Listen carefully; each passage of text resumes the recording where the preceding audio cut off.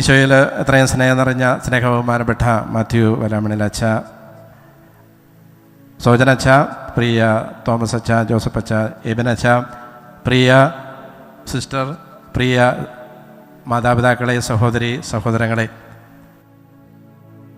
എനിക്ക് ഒത്തിരിയേറെ സന്തോഷത്തോടും അതിലേറെ അഭിമാനത്തോടും കൂടിയാണ് ഞാൻ ഈ അൾത്താരയിൽ ഇന്ന് നിൽക്കുകയും ഈ വചനം പ്രഘോഷിക്കുകയും ചെയ്യുക.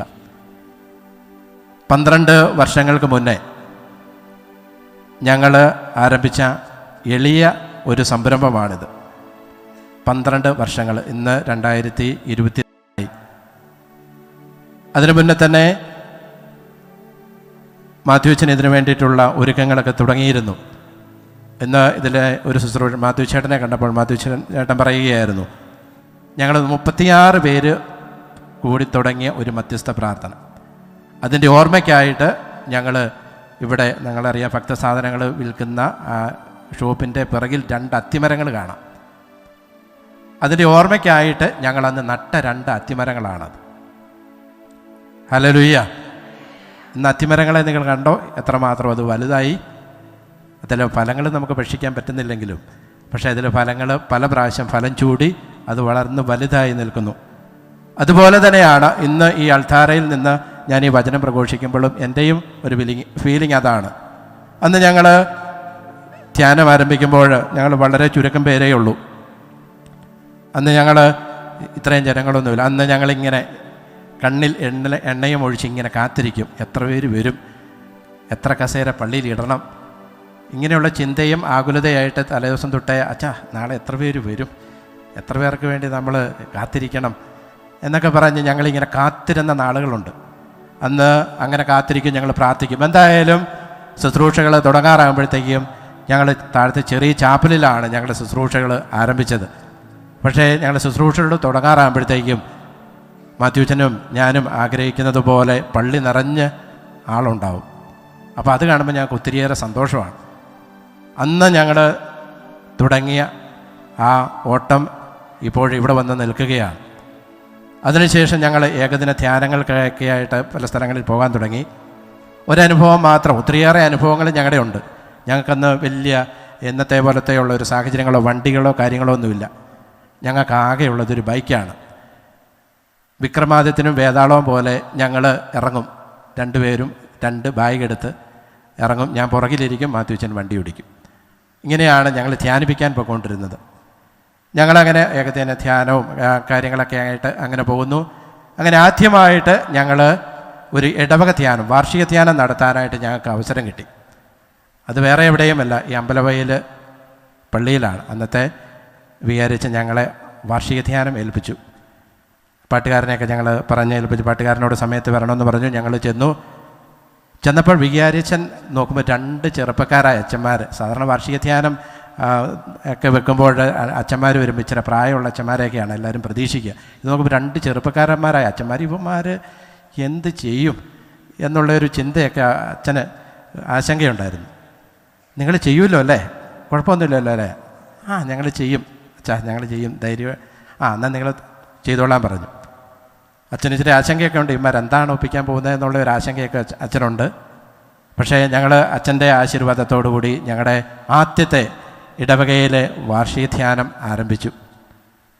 ഞങ്ങൾ അവസാനം ആരാധനയും കാര്യങ്ങളെല്ലാം കഴിഞ്ഞ് ഞങ്ങൾ ഇറങ്ങി. വികാരിച്ചൻ എന്ത് പറയുമെന്നുള്ളതാണ് നമ്മുടെ പേടി. പുറത്തിറങ്ങിയപ്പോൾ വികാരിച്ചൻ പറഞ്ഞു, തൊഴിൽ തട്ടിട്ട് പറഞ്ഞു, മക്കളെ സൂപ്പറായിരിക്കുന്നു, അടിപൊളിയായിരിക്കുന്നു, നിങ്ങൾ നന്നായിട്ട്, നിങ്ങൾക്ക് നല്ലൊരു ഭാവിയുണ്ട്, നിങ്ങൾ നന്നായിട്ട് തുടങ്ങിയിട്ടുണ്ട്, നിങ്ങൾ ധൈര്യമായിട്ട് മുന്നോട്ട് പൊക്കോളാൻ. ഹല്ലേലൂയ. അന്ന് ഞങ്ങൾ ധൈര്യപൂർവ്വം തുടങ്ങിയ ഒരു പ്രാർത്ഥനാ കൂട്ടായ്മയാണിത്. ഇന്ന് ഈ അൾത്താരയിൽ നിന്ന് ഇത് കാണുമ്പോൾ അനേകം ലക്ഷം ആൾക്കാർക്ക് പ്രാർത്ഥനയുടെ ഒരു ആലയമായിട്ട് ഇത് മാറി എന്ന് കാണുമ്പോൾ എനിക്ക് ഒത്തിരിയേറെ സന്തോഷവും അഭിമാനമുണ്ട്. അതിന് തുടക്കക്കാരനായ മാത്യുച്ചനോടൊപ്പം എനിക്ക് ആകാനായിട്ട് സാധിച്ചു എന്നുള്ളതിൽ ഒത്തിരിയേറെ സന്തോഷമുണ്ട്. കാരണം മോശയ്ക്ക് അഹ്റോനെ നൽകിയതുപോലെ മാത്യുച്ചന് ബലം നൽകാനായിട്ട് അധികാരികൾ എന്നെ ഇങ്ങോട്ട് വിട്ടപ്പോൾ 2 വർഷമേ ഞാൻ അച്ഛനോട് കൂടെ ഇവിടെ ഉണ്ടായിരുന്നുള്ളൂ. പക്ഷേ ആ 2 വർഷങ്ങളും ഞങ്ങൾ പല ഇടവകളിൽ വാർഷിക ധ്യാനങ്ങൾ നടത്തി. കൺവെൻഷനുകൾ പിന്നീടാണ് വരിക. അങ്ങനെ കാലാകാലങ്ങളിൽ അച്ഛന് ആവശ്യമായിട്ടുള്ള അച്ഛന്മാരെ അയക്കുകയും ഇന്ന് ഇവിടെ ഈ പ്രാർത്ഥനാലയം ഇത്രയും വലുപ്പത്തിൽ ഇത്രയും വളർന്ന് അനേകർക്ക് ആശ്വാസവും അനുഗ്രഹവുമായിട്ട് ഇന്ന് നിലകൊള്ളുമ്പോൾ ഞങ്ങൾക്ക് ഒത്തിരിയേറെ സന്തോഷമുണ്ട്. അന്ന് ഒത്തിരിയേറെ ഇടയ്ക്കിടയ്ക്ക് ഞാനിവിടെ വരാറുണ്ട്, ബലിയർപ്പിക്കാറുണ്ട്. പഴയ ഒത്തിരി ആൾക്കാരെ ഒന്നും ഇവിടെ കാണാറില്ല. മാത്യു ചേട്ടനെയും കുട്ടിച്ചേട്ടനെയും അതുപോലെ സനൂവിനെയൊക്കെയാണ്, തുടക്കം മുതലുള്ള ആൾക്കാരാണ് അവരെയൊക്കെ എനിക്ക് നല്ല പരിചയമുണ്ട്. എങ്കിലും നിങ്ങളെല്ലാവരും ഈ ആലയത്തിൻ്റെ ഭാഗമാണ്. അപ്പോൾ ഇന്ന് ഇവിടെ വന്ന് ഈ വചനം പ്രഘോഷിക്കാനായിട്ട് സാഹചര്യമൊരുക്കി തന്ന മാത്യുച്ചനെ നന്ദിയോടുകൂടി ഓർക്കുകയാണ്. പ്രത്യേകമായിട്ട് ഞാനിന്ന് അന്നും ഇന്നും ഞാൻ എപ്പോഴും എൻ്റെ കൂടെ കൊണ്ടു നടക്കുന്നൊരു വചനമുണ്ട്. യാക്കോബ് ശ്ലീഹ എഴുതിയ ലേഖനം 4-ാം അധ്യായം 8-ാം വാക്യത്തിൻ്റെ ആദ്യ ഭാഗം.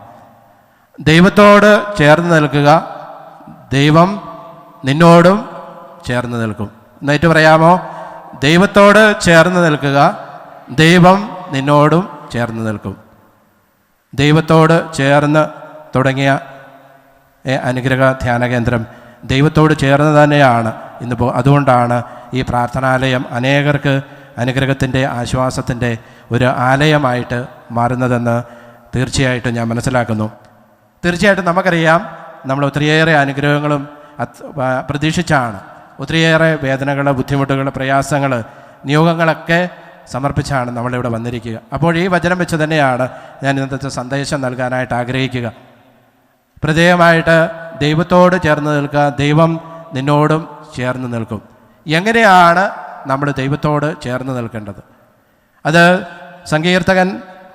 സങ്കീർത്തനം 1-ാം അധ്യായത്തിൻ്റെ 1, 2, 3 വചനങ്ങളിൽ പറയുന്നുണ്ട്. എങ്ങനെയാണ് ഒരുവൻ ദൈവത്തോട് ചേർന്ന് നിന്ന് ഫലം പുറപ്പെടുവിക്കേണ്ടത് എന്ന് സങ്കീർത്തനം 1 മുതൽ 3 വരെയുള്ള വചനങ്ങൾ നമ്മളെ പഠിപ്പിക്കുന്നുണ്ട്. അതിൽ 1-ാമത്തെ വചനം ഇപ്രകാരമാണ്: ദുഷ്ടരുടെ ഉപദേശം സ്വീകരിക്കുകയോ പാപികളുടെ വഴിയിൽ വ്യാപരിക്കുകയോ പരിഹാസകരുടെ പീഠങ്ങളിൽ ഇരിക്കുകയോ ചെയ്യാത്തവൻ ഭാഗ്യവൻ. ദൈവത്തോട് ചേർന്ന് നിൽക്കുന്നവൻ്റെ പ്രത്യേകതകൾ ഇതായിരിക്കണം: അവൻ ദുഷ്ടരുടെ ഉപദേശം കേൾക്കുന്നവനായിരിക്കരുത്, അതുപോലെ പാപികളുടെ വഴിയിൽ സഞ്ചരിക്കുന്നവനായിരിക്കരുത്, അതുപോലെ പരിഹാസകരുടെ പീഠങ്ങളിൽ ഇരിക്കുന്നവനായിരിക്കരുത്. ഇതാണ് 1-ാമത്തെ നിബന്ധന എന്ന് പറയുന്നത്. ദൈവത്തോട് ചേർന്ന് നിൽക്കാനായിട്ട്, ഫലം പുറപ്പെടുവിക്കുവാനായിട്ട് ദൈവം നമ്മളിൽ നിന്ന് ആഗ്രഹിക്കുന്ന 1-ാമത്തെ കാര്യം ഇതാണ്. 2-ാമത്തെ കാര്യം, ഇതെല്ലാം ചെയ്തു കഴിയുമ്പോൾ അവൻ്റെ ആനന്ദം കർത്താവിൻ്റെ നിയമത്തിലാണ്. കർത്താവിൻ്റെ നിയമം വന്നാൽ 10 കൽപ്പനയുണ്ട്, തിരുസഭയുടെ കൽപ്പനകളുണ്ട്. ഇത് പാലിക്കുന്നവനായിരിക്കും ദൈവത്തോട് ചേർന്ന് നിൽക്കുന്നവൻ. ദൈവകൽപ്പനകളും തിരുസഭയുടെ കൽപ്പനകളും പാലിക്കുന്നവനാണ് കർത്താവിൽ ആനന്ദം അനുഭവിക്കുക. അനുഗ്രഹം പ്രാപിക്കണമെന്നുണ്ടെങ്കിൽ ദൈവം നമ്മളോട് പറയുന്ന കാര്യങ്ങൾ, നീ 10 പ്രമാണങ്ങൾ പാലിക്കുക, തിരുസഭയുടെ കൽപ്പനകൾ പാലിക്കുക. അപ്പോൾ തീർച്ചയായിട്ടും ദൈവത്തിൽ നിനക്ക് ആനന്ദിക്കുവാനായിട്ട് സാധിക്കും. ഇതെല്ലാം ചെയ്തു കഴിയുമ്പോൾ അവൻ എപ്രകാരമുള്ളവനാണ് എന്ന് സങ്കീർത്തകൻ പറഞ്ഞു വയ്ക്കുന്നത് 3-ാം വചനത്തിൽ ഇപ്രകാരമാണ് പറഞ്ഞു വയ്ക്കുക: നീർച്ചാലിനരികെ നട്ടതും യഥാകാലം ഫലം തരുന്നതും ഇലകൊഴിയാത്തതുമായ വൃക്ഷം പോലെയാണ് അവൻ്റെ പ്രവർത്തികൾ സഫലമാകുന്നു. പ്രിയമുള്ളവരെ, നമ്മുടെ പ്രാർത്ഥനകളും നിയോഗങ്ങളും സഫലമാകണമെങ്കിൽ നമ്മളിവിടെ നിന്ന് പ്രാർത്ഥിക്കുകയും നിയോഗങ്ങൾ നേരുകയും ചെയ്യുമ്പോൾ അത് സഫലമാകണമെങ്കിൽ നമ്മൾ ഈ പറഞ്ഞ വചനങ്ങൾ നമ്മുടെ ജീവിതത്തിൽ പാലിച്ചെങ്കിൽ മാത്രമേ നമ്മുടെ ജീവിതത്തിൽ നമ്മുടെ നിയോഗങ്ങൾ, പ്രാർത്ഥനകൾ ദൈവസന്നിധിയിലെത്തുകയും അത് നമുക്ക് ദൈവമക്കളായ നമുക്ക് കിട്ടുകയും ചെയ്യുകയുള്ളൂ. അതുകൊണ്ട് നിങ്ങളോട് പറയാനുള്ള ഒരേ ഒരു വചനം, ദൈവത്തോട് ചേർന്ന് നിൽക്കുക, ദൈവം നിന്നോടും എന്നോടും ചേർന്ന് നിൽക്കും. അതുകൊണ്ട് പ്രിയമുള്ളവരെ, നമ്മൾ ഒത്തിരിയേറെ പ്രാർത്ഥിക്കുന്നവരും നിയോഗങ്ങൾ സമർപ്പിക്കുന്നവരുമാണ്. അപ്പോൾ ദൈവം നമ്മളിൽ നിന്ന് ആഗ്രഹിക്കുന്ന ഒരേ ഒരു ആഗ്രഹിക്കുന്ന കാര്യങ്ങൾ ഇവയൊക്കെയാണ്. അത് നിങ്ങളിടയ്ക്ക് ഈ സങ്കീർത്തനത്തിൻ്റെ ആദ്യത്തെ വചനം മുതൽ ആദ്യത്തെ 1, 2, 3 വചനങ്ങൾ വായിച്ചാൽ നിങ്ങൾക്ക് എപ്രകാരം ദൈവത്തിൽ നിന്ന് അനുഗ്രഹങ്ങൾ വാങ്ങിച്ചെടുക്കാം എന്ന് കാണിക്കുന്ന കാര്യമാണ്. നമുക്കതുകൊണ്ട് ഈ വചനത്തെ മുറുകെ പിടിച്ചുകൊണ്ട് ഈ വചനത്തിനനുസരിച്ച് ജീവിച്ച് മുന്നേറുവാനായിട്ട്, നമ്മുടെ നിയോഗങ്ങൾ സഫലമാകുവാനായിട്ട് നമുക്ക് പ്രത്യേകമായിട്ട് നമ്മുടെ അനുദിന ജീവിതത്തിൽ പ്രവർത്തിക്കാം. അതിനായി ദൈവത്തിൻ്റെ കൽപ്പനകൾ പാലിക്കാൻ, തിരുസഭയുടെ കൽപ്പനകൾ പാലിക്കാൻ നമുക്ക് തയ്യാറാവാം. കാനാൻ ദേശത്തേക്ക് 17 കിലോമീറ്റർ മാത്രമേ ഇസ്രായേൽ ജനത്തിന് പോകാനായിട്ടുണ്ടായിരുന്നുള്ളൂ. പക്ഷേ ദൈവം അവരെ 40 വർഷമാണ് മരുഭൂമിയിലൂടെ നടത്തിയത്.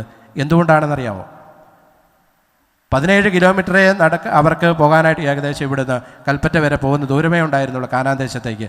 പക്ഷേ ദൈവം അവരെ മരുഭൂമിയിലൂടെ നടത്തിയത് 40 വർഷങ്ങളാണ്. എന്തിനായിരുന്നു? എന്തുകൊണ്ടാണ്? അവർ ദൈവത്തിൻ്റെ കൽപ്പനകൾ പാലിക്കാതെ പോയതുകൊണ്ടാണ്. ദൈവത്തിൻ്റെ കൽപ്പനകൾ പാലിക്കാതെ പോയതുകൊണ്ടാണ് അവർക്ക് അവരുടെ ജീവിതത്തിൽ അത് സംഭവിച്ചത്. പ്രത്യേകിച്ച് 1-ാം പ്രമാണത്തിൻ്റെ ലംഘനം അവർ നടത്തിയതുകൊണ്ടാണ്. അതുകൊണ്ട് പ്രിയമുള്ളവരെ, നമ്മുടെയൊക്കെ നിയോഗങ്ങളുടെ മേൽ അനുഗ്രഹങ്ങൾ വരുന്നില്ല എങ്കിൽ, കാലതാമസം വരുന്നില്ല എങ്കിൽ അതിൻ്റെ കാരണം മറ്റൊന്നുമല്ല, നമ്മൾ പ്രമാണങ്ങൾ പാലിക്കപ്പെടാതെ പോകുന്നു എന്നുള്ളതാണ്. പ്രമാണങ്ങൾ, തിരുസഭയുടെ കൽപ്പനകൾ പാലിക്കാതെ പോകുന്നു എന്നുള്ളതാണ്. അതുകൊണ്ട് നമുക്ക് തിരുസഭയോട് ചേർന്ന് നിന്നുകൊണ്ട് കർത്താവിൻ്റെ ഈ 10 കൽപ്പനകൾ പാലിച്ചുകൊണ്ട്, അതുപോലെ തിരുസഭയുടെ കൽപ്പനകൾ പാലിച്ചുകൊണ്ട് ദൈവത്തിൻ്റെ അനുഗ്രഹങ്ങൾ നേടിയെടുക്കുവാനായിട്ട് നമുക്ക് പ്രത്യേകമായിട്ട് പരിശ്രമിക്കാം. പ്രത്യേകിച്ച് നമുക്കറിയാം, നമ്മൾ നോമ്പിന് ഏറ്റവും അടുത്തൊരുങ്ങുന്ന ദിവസങ്ങളാണ്.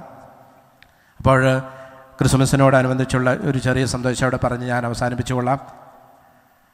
നിങ്ങൾ ഈ അടുത്ത നാളുകളിലൊക്കെ നമ്മൾ മാധ്യമങ്ങളിലൂടെ വായിച്ചറിഞ്ഞിട്ടുണ്ടാവും ബെൻ അജാൻ സിരിപ്പിയാനോ എന്ന ബുദ്ധ സന്യാസിയെക്കുറിച്ച്. ബെൻ അജാൻ സിരിപ്പിയാനോ എന്ന ബുദ്ധ സന്യാസിയെക്കുറിച്ച്. അദ്ദേഹം മലേഷ്യയിലുള്ള അനന്തകൃഷ്ണൻ എന്ന ശതകോടീശ്വരൻ്റെ മകനായിരുന്നു.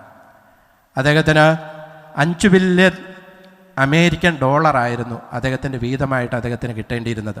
അതായത് 40,000 കോടി രൂപ അദ്ദേഹത്തിന് കിട്ടേണ്ടിയിരുന്ന പൈസയായിരുന്നു, വീതമായിട്ട് കിട്ടേണ്ട പൈസയായിരുന്നു. 40,000 കോടി രൂപയായിരുന്നു അദ്ദേഹത്തിന് കിട്ടേണ്ടത്. പക്ഷേ അദ്ദേഹം അതെല്ലാം വേണ്ടെന്ന് വെച്ചിട്ട് സന്യാസത്തിന് പോയി. ബുദ്ധ സന്യാസിയായിട്ട് അദ്ദേഹം ഇന്ന് ജീവിക്കുന്നു. പ്രിയമുള്ളവരെ, എന്തുകൊണ്ടാണ്? നമുക്കറിയാം, ഇന്നത്തെ കാലത്ത് പണം സമ്പാദിക്കാനായിട്ട് എന്തും ചെയ്യാൻ മടിക്കാത്ത ഒരു ലോകത്താണ് നമ്മൾ ജീവിക്കുക. ഈ ലോകത്തിൽ 40,000 കോടി ഇന്ത്യൻ മണി കിട്ടുന്നത് അത് വേണ്ട എന്ന് വെച്ച് സന്യാസം എന്തുകൊണ്ട് ഈ സിരിപ്പിയാൻ എന്ന് പറയുന്ന ഈ ബുദ്ധ സന്യാസം സ്വീകരിച്ചു എന്നുള്ളത് നമ്മൾ ചിന്തിക്കേണ്ട കാര്യമാണ്. അദ്ദേഹം ഈ സന്യാസത്തിൻ്റെ അതിലെ ലളിതമായ ജീവിതം, അതിൽ കിട്ടുന്ന സന്തോഷം, സമാധാനം, ഇതായിരിക്കാം അദ്ദേഹത്തിന് ഈ 40,000 കോടി രൂപയേക്കാൾ വലുതായിരുന്നത്. അതുകൊണ്ടായിരിക്കാം അദ്ദേഹം അത് വേണ്ട എന്ന് വെച്ചത്. പ്രിയമുള്ളവരെ, നമ്മൾ ക്രിസ്മസിലേക്ക് അടുത്ത് വരുമ്പോൾ നമ്മൾ ക്രിസ്മസിനെ പലരെയും നമ്മൾ കണ്ടുമുട്ടുന്നുണ്ട്. പരിശുദ്ധ അമ്മയെ കണ്ടെത്തുന്നുണ്ട്. ആമേൻ, ദൈവത്തിൻ്റെ ഇഷ്ടത്തിന് ആമേൻ എന്ന് പറഞ്ഞപ്പോൾ വരാൻ പോകുന്ന ദുരിതങ്ങൾ എന്താണെന്നുള്ളത് അവളുടെ മുമ്പിലുണ്ടായിരുന്നു. എന്നിട്ടും ദൈവത്തിൻ്റെ ആ വചനത്തോട് അവൾ ആമേൻ പറഞ്ഞു. അതുപോലെ വിശുദ്ധ യോസേപ്പ് പിതാവിനെ സംബന്ധിച്ചിടത്തോളം, വിശുദ്ധ യോസേപ്പ് പിതാവിനെ സംബന്ധിച്ച് ഒരു യഹൂദനാണ്. അവൻ്റെ കുടുംബ മഹിമയും പാരമ്പര്യവും കാര്യങ്ങളുമൊക്കെ നഷ്ടപ്പെടും എന്ന് കണ്ടിട്ട് പോലും സ്വപ്നത്തിൽ അവനോട് പറഞ്ഞത് എന്തുകൊണ്ടാണ് അവൻ വിശ്വസിച്ചത്. അതുപോലെ ആട്ടിടയന്മാർ, സുഖനിദ്രയിലായിരുന്ന ആട്ടിടയന്മാർ തങ്ങളുടെ സുഖനിദ്ര വിട്ട് എന്തുകൊണ്ടാണ് ഉണ്ണിയേശുവിനെ കാവലിരിക്കാനായിട്ട് പോയത്? ആയിരക്കണക്കിന് കിലോമീറ്റർ യാത്ര ചെയ്ത് തങ്ങൾ പ്രതീക്ഷിച്ചിരുന്ന ആ നക്ഷത്രത്തിനെ കണ്ടെത്താൻ വേണ്ടി എന്തിനാണ് പൂജരാജാക്കന്മാർ ആയിരക്കണക്കിന് കിലോമീറ്റർ സഞ്ചരിച്ച് യഥാർത്ഥ ഈ സന്നിധിയിൽ, യഥാർത്ഥ വെളിച്ചമായ കർത്താവിൻ്റെ സന്നിധിയിൽ അവരെത്തിയത്? പ്രിയമുള്ളവരെ, അത് മറ്റൊന്നുമല്ല, അവർ ഉറപ്പിച്ചിരുന്നു, യഥാർത്ഥമായ സന്തോഷം ഞങ്ങൾ കണ്ടെത്തിയിരിക്കുന്നു എന്നുള്ള ഉറപ്പാണ് അവരെ അതിലേക്ക് നയിച്ചത്. പ്രിയമുള്ളവരെ, പരിശുദ്ധ അമ്മയുടെയും യോസേപ്പ് പിതാവിൻ്റെയും ആട്ടിടയരുടെയും പൂജരാജാക്കന്മാരുമൊക്കെ ഈ കർത്താവിൻ്റെ സന്നിധിയിൽ എത്തിയെങ്കിൽ അത് സമാധാനത്തിൻ്റെ ദൈവത്തെ അവർ കണ്ടെത്തി. അതായിരുന്നു അവരുടെ ജീവിതത്തിൽ എല്ലാത്തിനേക്കാളും വലുതായിട്ട് അവർ കണ്ടത്. പ്രിയമുള്ളവരെ, നമ്മളെ ചിന്തിക്കുക, നമ്മുടെ ജീവിതത്തിൽ നമുക്ക് സമാധാനമായിട്ട് കിടന്നുറങ്ങാനായിട്ട് പറ്റുന്നുണ്ടോ? നമ്മൾ വിശുദ്ധ യോസേപ്പ് പിതാവിൻ്റെ ഇവിടുത്തെ കാലത്ത് പ്രചാരം നേടിയ ഒരു രൂപമാണ്, നമ്മൾ വണങ്ങുന്ന ഒരു രൂപമാണ് വിശുദ്ധ യോസേപ്പ് പിതാവിൻ്റെ ഉറങ്ങുന്ന, തലചായ്ച്ച് കിടന്ന് ഉറങ്ങുന്ന രൂപം. അതിന് ഒത്തിരിയേറെ മീനിങ് ഉണ്ട്. വലിയ സംഘർഷത്തിലൂടെ ഒരു അപ്പനാകാനുള്ള തൻ്റെ അവകാശവും അതുപോലെ എല്ലാവിധ അപമാനങ്ങളും ഏറ്റെടുക്കാൻ പോവുകയാണ് എന്ന് അറിഞ്ഞിട്ട് പോലും ദൈവത്തിൽ ആശ്രയിച്ചുകൊണ്ട് ശാന്തമായി കിടന്നുറങ്ങുന്ന വിശുദ്ധ യോസേപ്പ് പിതാവിനെ നമ്മുടെ മുമ്പിൽ അവതരിപ്പിച്ചിരിക്കുന്നത് മറ്റൊന്നുമല്ല. ഇതുപോലെ നമുക്കും ദൈവത്തിൽ ആശ്രയിച്ചുകൊണ്ട് നമ്മുടെ പ്രശ്നങ്ങളെ നേരിടാനായിട്ട് നമുക്കും കഴിയണം എന്നുള്ള വലിയ സന്ദേശമാണ് വിശുദ്ധ യോസേപ്പ് പിതാവ് അതിലൂടെ നൽകുക. പ്രിയമുള്ളവരെ, നമുക്ക് കിടന്നാൽ ഉറക്കം വരുന്നില്ല എങ്കിൽ, സമാധാനത്തോടെ ഉറങ്ങാൻ പറ്റുന്നില്ല എങ്കിൽ നമ്മൾ മനസ്സിലാക്കുക, നമ്മൾ ഈ ഏറ്റവും വലിയ സമാധാനമായ ഈ ദൈവത്തിൻ്റെ അടുത്തേക്ക് നമ്മൾ ഇതുവരെ എത്തിച്ചേർന്നിട്ടില്ല എന്നുള്ളതിൻ്റെ തെളിവാണ് നമുക്ക് സമാധാനമായിട്ട് ജീവിക്കാനും സമാധാനമായിട്ട് ഉറങ്ങാനും സാധിക്കുന്നില്ലാത്തതെങ്കിൽ അതിൻ്റെ കാരണം. അതുകൊണ്ട് പ്രിയമുള്ളവരെ, ഈ ക്രിസ്മസ് ആഘോഷിക്കുമ്പോൾ നമുക്ക് ഈ എല്ലാത്തിൻ്റെയും സമാധാനത്തിന് കാരണമായ ഈ ദൈവത്തിലേക്ക് എത്തിച്ചേരാനായിട്ട് നമുക്ക് പ്രത്യേകമായിട്ട് പരിശ്രമിക്കാം. അത് ഇനിയുള്ള ഒരുക്കങ്ങളാകട്ടെ. ഇനിയുള്ള ദിവസങ്ങൾ നമുക്കൊരു നിമിഷം കണ്ണുകളടച്ച് കരങ്ങൾ കൂപ്പി ദൈവസന്നിധിയിലായിരിക്കാം. നമ്മുടെ നിയോഗങ്ങളെ ഈ അൾത്താരയിൽ നമുക്ക് സമർപ്പിക്കാം. ദൈവത്തോട് ചേർന്ന് നിൽക്കുന്നവൻ, ദൈവത്തോട് ചേർന്ന് നിന്നാൽ ദൈവം എന്നോടും ചേർന്ന് നിൽക്കുമെന്ന് നമുക്ക് ഉറച്ച് വിശ്വസിക്കാം. അതിന് ഞാൻ ചെയ്യേണ്ടത് ദൈവകൽപ്പനകൾ, തിരുസഭയുടെ പ്രമാണങ്ങൾ പാലിക്കുക എന്നുള്ളതാണ്. അപ്പോൾ എൻ്റെ നിയോഗങ്ങളുടെ മേൽ, എൻ്റെ പ്രാർത്ഥനകളുടെ മേൽ, എൻ്റെ രോഗങ്ങളുടെ മേൽ, എൻ്റെ കടബാധ്യതകളുടെ മേൽ, എൻ്റെ കുടുംബ പ്രശ്നങ്ങളുടെ മേൽ, എൻ്റെ എല്ലാ മേഖലകളിലും അവിടുന്ന് ഇടപെടും എന്നുള്ളതിൽ യാതൊരു തർക്കവുമില്ല എന്ന് നമുക്ക് ഉറച്ച് വിശ്വസിക്കാം. പഠിച്ചുകൊണ്ടിരിക്കുന്ന നമ്മുടെ മക്കളെ ഓർക്കാം, അവരെ സമർപ്പിക്കാം.